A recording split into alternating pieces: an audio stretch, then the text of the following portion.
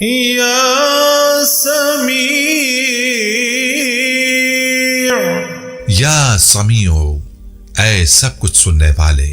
100 بار جو روزانہ پڑھے اور اس دوران گفتگو نہ کرے اور پڑھ کر دعا مانگے، انشاءاللہ عز و جل جو مانگے گا پائے گا. جو شخص جمعرات کے دن چاشت کی نماز کے بعد 100 مرتبہ یا 50 مرتبہ یا سمیع پڑھے گا، انشاءاللہ اس کی دعائیں قبول ہوں گی.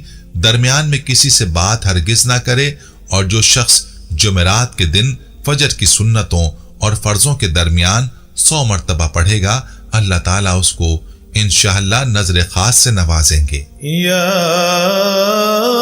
بصیر،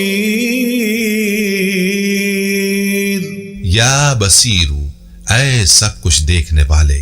جو کوئی روزانہ 7 بار بوقت عصر یعنی ابتدائے وقت عصر تا غروب آفتاب کسی بھی وقت پڑھ لیا کرے، انشاءاللہ عز و جل اچانک موت سے محفوظ رہے گا.